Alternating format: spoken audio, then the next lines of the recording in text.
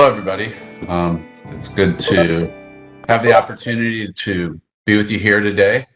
And what we'll be talking about is the customer-centric dealership. And we put a date out in the future of 2030. Really, this is about how the future of the dealership will become customer-centric. And underneath that, the question is, how may our dealership need to change for the second machine age as machines get more intelligent, more automated, more connected? And what do we need to do to keep our value high and profitable? A little background, I am a member of MAC, the Machinery Advisors Consortium. MAC has a group of several consultants from around the industry, all specialists in industrial equipment. And I focus on technology, what I call profit engineering and M&A. A little more about my background. I got started in military logistics, support analysis. And what is military logistics support analysis? It's everywhere: a tank, a plane, how it can break down, how often it's going to break down, the parts you need, the people, what training they need, the tools they need, and how you're going to deploy that around the world. A tremendous amount of data and planning, which applies very well to the industrial equipment space. From there, I got involved in a systems integration company that I helped founded a cloud software company, and that after that led me to the industrial equipment space, where now we see those three areas of the past all combining. Began my work with Curry Management Consultants, have still work with them, work with Machinery Advisors Consortium, and have my own consulting group, Exemplary Group.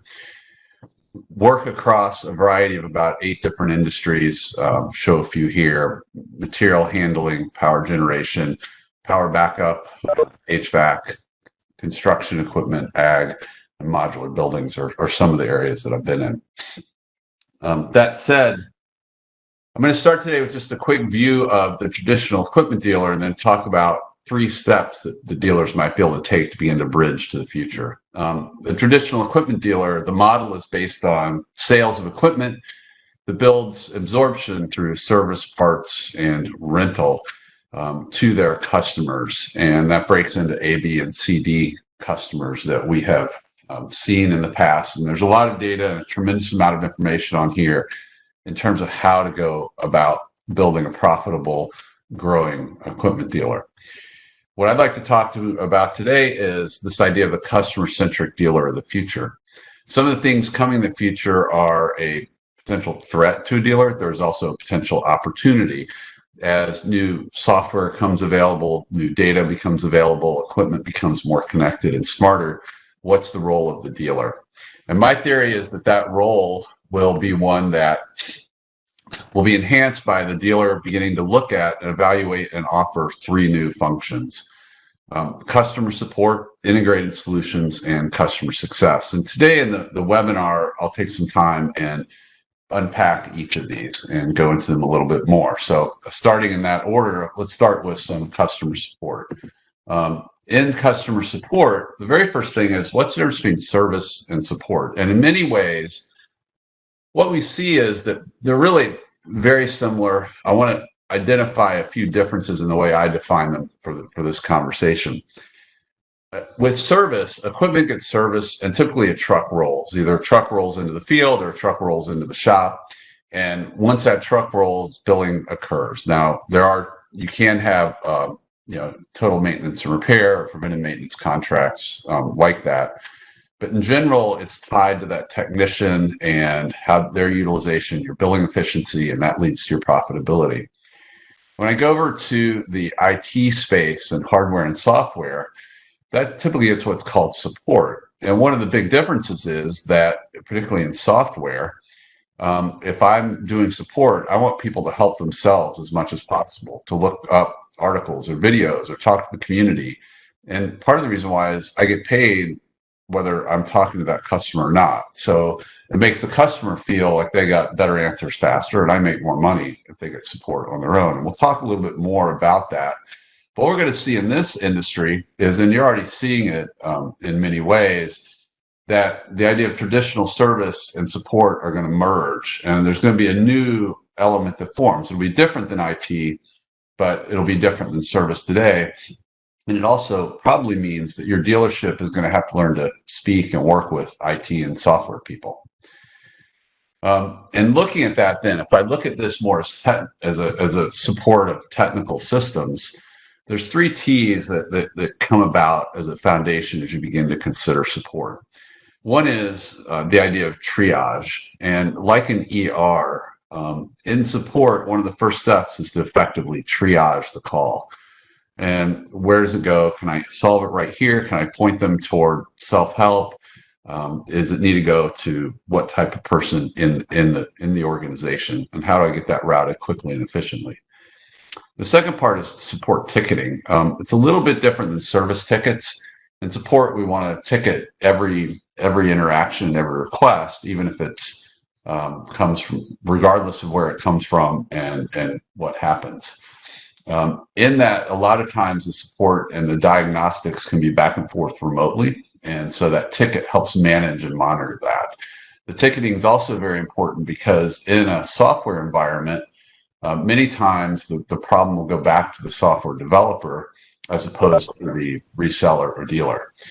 And the last area will be the tools. Again, like I mentioned, in support, there's a much stronger relevance of self-help tools and with an omni-channel support, where regardless of what type of device I'm using, or there's many ways to call and get support, get the help I need when I need it.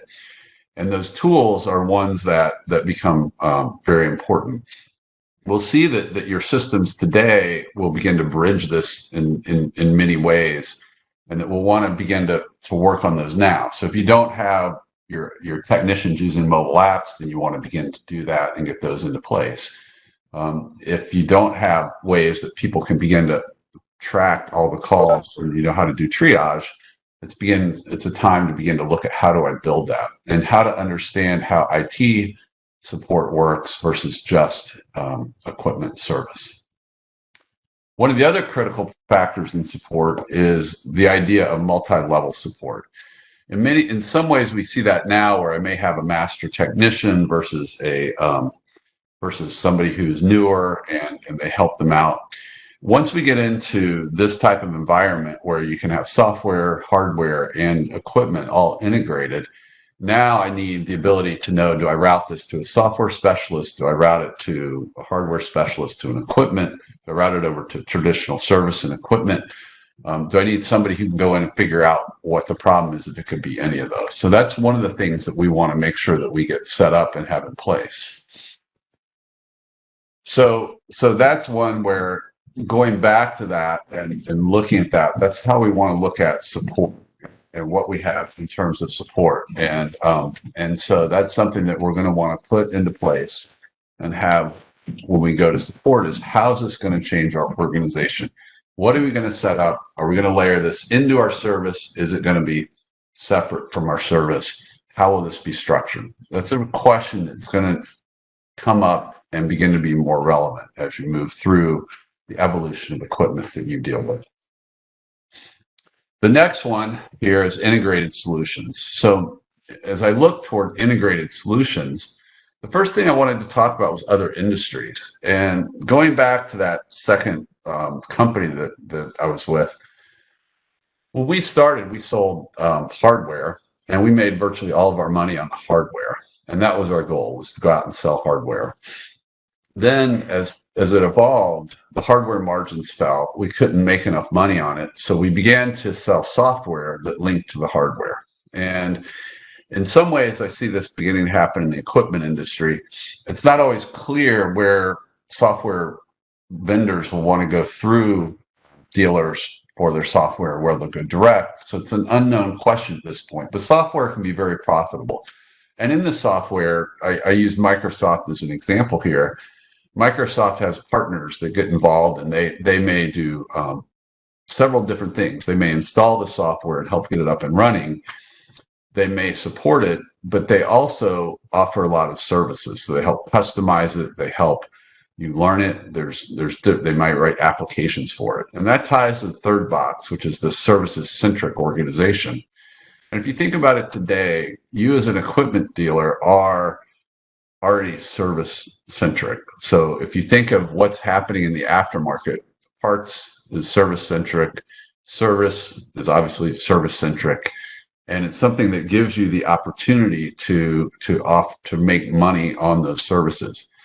These services will expand over time. And if you look at where this hardware industry has gone, it's moved to a place where systems integrators now may not make any money on the hardware software. They make all of their money on the services. And not saying that dealers will go here, but that's a possibility that will come and move into place as we go. We also see that the way the packaging and pricing of this with regard to customer support has changed, and that now you can get servers on Amazon for a charge based on your usage. You pay a monthly fee for Microsoft, and support is included with that. So the pricing and packaging changes, and whether that, as you think about this, that may come from the OEMs you work with. It may come from the combination of products that you offer and you build your own packaging. I think this will be a really important part of the integrated solutions as you move forward looking at this. And the reason for that is, let's begin to look at how we're going to make money. So if I look at it today in traditional equipment, as I showed on the first slide, we have hardware or equipment gross margin, service, parts, and rental. And I called it hardware here just to correlate to the example I gave before of hardware. But in this case, equipment is roughly the same. We then have the software and data. We may be able to make money on those. We may not. I think as a dealer, you're looking for products and services that are channel or dealer friendly. They want to work through dealers as opposed to work direct. The last one, the professional services one, is the one that offers tremendous opportunities as we begin to get more technical in what's being offered. So where are there integration services where we can integrate the equipment, the software, the data into the customer's environment? Where can we offer other professional services to help them architect solutions and design them? How can we build custom apps or other pieces that they need and become a more technical organization? And this is something that when we look at it, this is the way that the mix of these three together is how the dealer will evolve in over time if it becomes more technical and more like this integrated solution environment.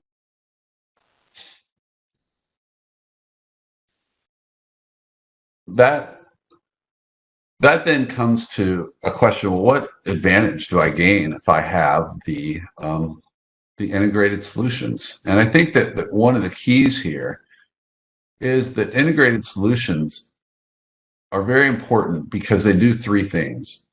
They give you a unique relationship with your customer that no single OEM, no single dealer, no single software company can replicate. Once you have equipment, software, and services linked together, it's very challenging to compete with that. The second part is it moves you away from a commodity purchase. And certain industries, the equipment purchase, the purchasing agents have perfected how to make that a commodity purchase. So by separating into a solution, one of two things happens. Either you make it where it can't be a commodity, or if you know that the equipment's going to be a commodity purchase, you can build the solution and make your money other ways. But in general, the solution will move away from that traditional commodity purchasing agent. And the last one is that in the integrated solutions, you can become part of what I call the customer's fabric. One of the most valuable lessons I learned is that when people first integrate in to their core systems, that they have operating at their ERP systems or their warehouse management systems or their building management systems, what happens is once you're integrated in and you've done that work, they typically have other things they want to move into and do and spend their time and money on. So they're much less likely to go and replace that. And the window for doing this will be open over this time of change. And so there's a unique window where you can get in and become much more tightly embedded with your customer than you are when, say, equipment comes up for bid every X number of years, or there's a new building and they're going and bidding on the backup power generation for it. So this is something that I think is really the biggest thing to take advantage of, is that window and trying to get integrated into your customer's environment over time. Now, with that, one of the things that we also see here is that the third area is customer success. And in customer success, let's take a minute and think about what this is and why we're even talking about it. So customer success really came out of the software as a service industry. And so again, you think of software in a cloud, you're using it on your laptop or your phone. And software as a service is recurring revenue. It's part of the reason why investors love it, because once you invest in the software, every incremental customer, the profit drops, a huge percentage of the profit drops to the bottom line. So in the software as a service company, what you're trying to do is, right, logically add customers and not lose them, because you're trying to keep that recurring revenue. And it's called the J curve. You're trying to get it to move up through that J curve. And the death of a software service company, the burning platform, is if they have high churn. And churn is the percent loss of customers. So if I start the month with 100 customers and I end with 90, then I had 10% churn. And what we want to do is keep a low churn, obviously. Now, churn is the opposite of customer retention. So retention is one way of looking at it. Am I keeping my customers? Churn is, am I net gaining or losing customers, and at what speed? And this becomes very important in a recurring revenue business. So again, I'll go back to the basic philosophy that today's equipment dealers are recurring revenue business. The goal is to get equipment, get it under contract, service it, sell parts for it, provide rentals if appropriate in your industry, and get that recurring revenue going with your customers. So it's very similar to software as a service in that way. Obviously, it's very different in that you have physical equipment in the field, but the similarities are enough they're worth learning from. And when I come to customer success, then I begin to ask, well, how do I reduce churn? Well, it's kind of simple. You either add new customers or you keep your existing customers. Well, it's expensive to add new customers. It's hard to do. So what we want to do is we begin to say, well, how do we keep more of our existing customers? And when I think about that, that leads to this next step, which is, well, I can try to, when they go to leave, I can run to the door and try to stop them. And we know from experience that's not a good time. People have probably already made up their mind. They're frustrated. They're already a foot out the door. That's really not the time to do it. So the software industry moved and said, you know what? Let's make it better when they start. It's called onboarding. So instead of having it where, a salesperson's going to show up with a piece of equipment and drop it into place, or we're going to put the equipment in, we're going to do a startup and have a startup validation warranty check, and then we're going to move on. Instead, let's go in and make sure they understand how to use it, what to do, and give them training and point them through everything. And this becomes more important as equipment gets more technical and there's more options and there's an interface that I have to use and things to remember where to click. Well, from there, they realized that things could still go downhill, and it became apparent that the most successful came when you help people as they were relying on you day in and day out. But the hard part is that the way that organizations were built was like equipment dealers. You had salespeople, and what did they want? They wanted the sale. And you had support people, and what did they want to do? They wanted to help people that had a problem get rid of the problem. But there's really nobody out there saying, hey, are we helping you meet your goals? Are we helping you be successful? And that led to the customer success function. And what are those customer success functions? Well, at the highest level, the people that are in customer success have to know how to understand the customer. They have to be good listeners. They have to be good at learning. They have to care about their customer success and love to help them succeed. And then not only on top of all that, but they have to understand the products and services and solutions you offer so they can point people in the right direction. Do you need training? Do you need consulting? Do you need a module you don't currently have? Do you need support? Where can we point you? What are your goals? How can we help you meet them? Here's a report. Now, I do want to point out that customer success has started to emerge, especially in material handling, where fleet management has become an overlay on many dealers. And so we're going to come and help you manage your fleet. And that is successful in many ways, because if I can manage my fleet in a more cost-effective way, well, that's a form of success. But Here, I think customer success bridges beyond that, particularly as it gets more technical, because now it's going to be, are we properly using it? Can we use a different tool better? What are we going to do? Once as things get more connected, am I using the data coming off the machine effectively? If I get into self-driving, am I using it effectively or not? What do I want to do? When I'm making design decisions, what should I do? When I have new people, how should I train them? These are all things customer success can focus on and help do. And the financial metric for customer success is this idea of retention of the customer, low churn. And so I increase my recurring revenue. I keep that base high. And reduction of churn is one of the main goals of customer success. And that leads to the three metrics that help bridge to the future here. And these can take a little time to unpack. As a guy who loves how to use technology to help people perform better, these can be very powerful metrics and very helpful. So churn is the first one. Again, and I'll go into building that in a little bit.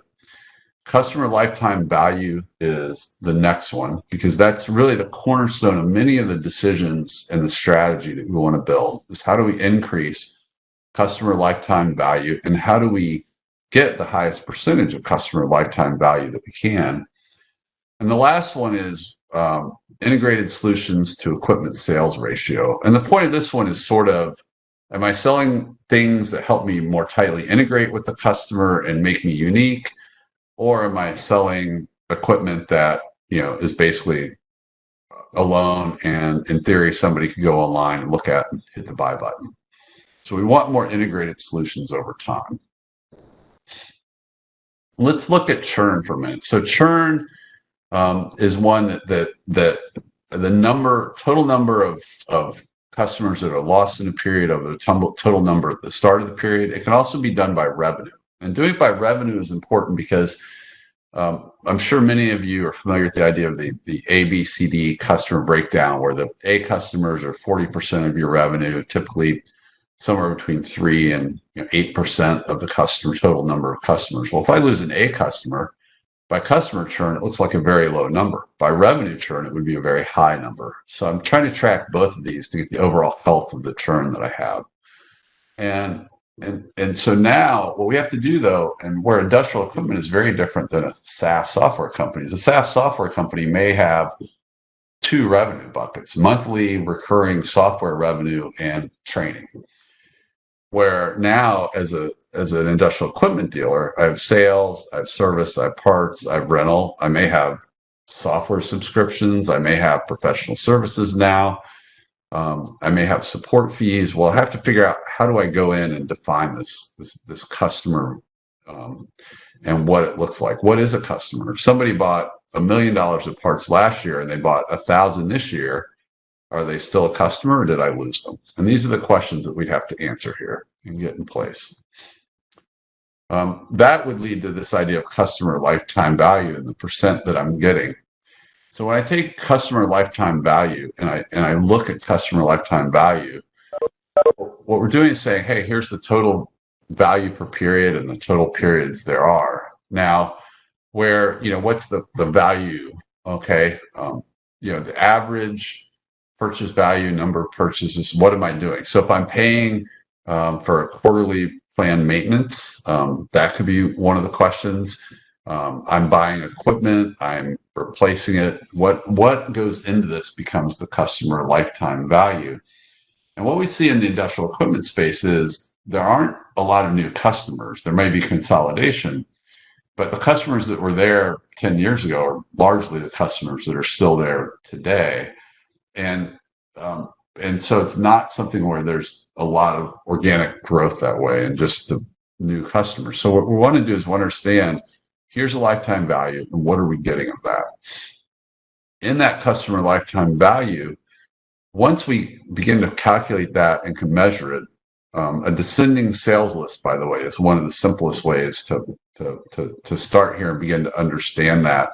The other way to do it is to back into sort of like going back to the logistics analysis. Given this piece of equipment, what do we expect the service and the parts to be on it through its lifespan. If we do have rentals related to that customer, that equipment, how much in rental revenue do we expect? As a bonus, you guys can follow up on a couple other metrics which have to do with customer acquisition cost and customer retention cost, which can help you calculate, the amount of capital you need to grow when you're thinking of this in a recurring revenue way. But this metric of customer lifetime value helps us make a lot of decisions. We also recommend doing it for A customers versus, say, C or D customers, because it's going to be very different based on that. And again, that helps you make decisions on how do I handle them and what do I do. Finally,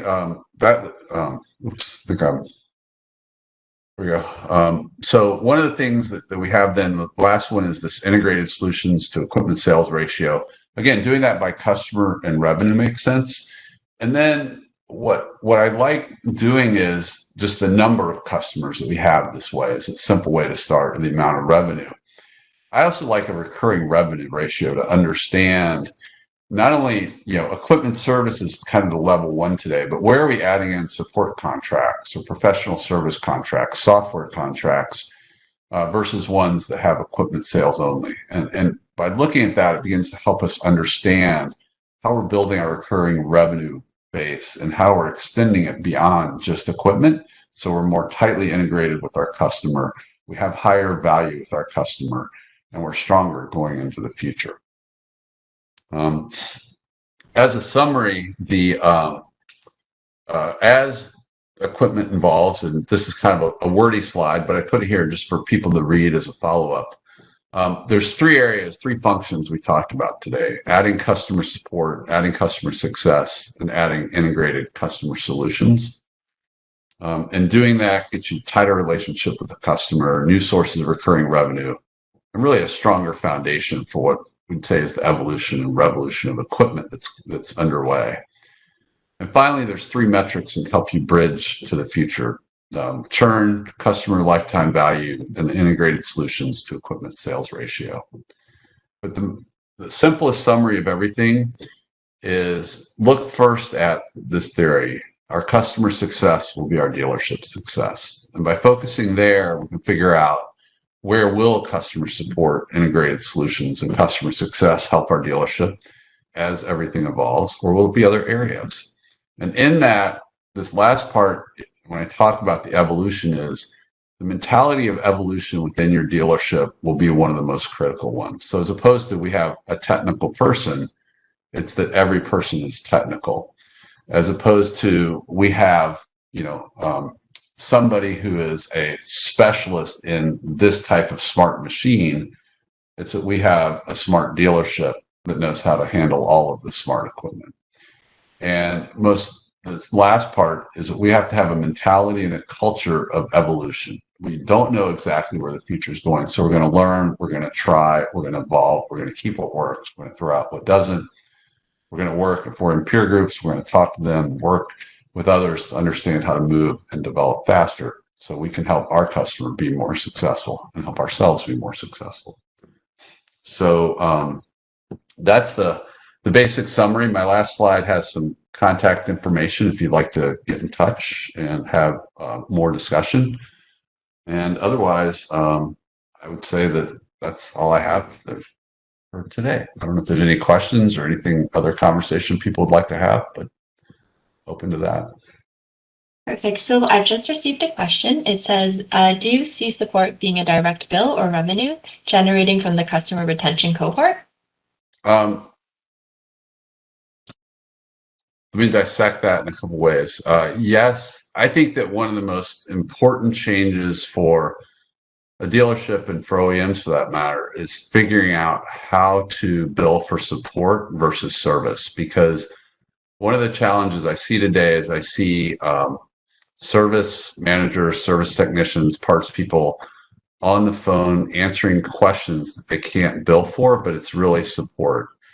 And so figuring out how to bundle support ideally into the packaging and learning how to sell that and show the value to customers will be very important. So I think that it will lead to much higher customer retention over time. particularly as equipment gets more technical, and that people need that help. And part of it is that if you think about it, if you don't use software every day, even software that drives a device, you may forget how to do things or where it is or how it works, and so you want to get that help to remind yourself. Or if you do use it every day and then it doesn't work, then you're going to know that and want to get that in place right away. So I think that's where I would say that this is probably one of the most critical questions to profitability. And if you look at the technical environment, support is a major source of revenue and profit. So.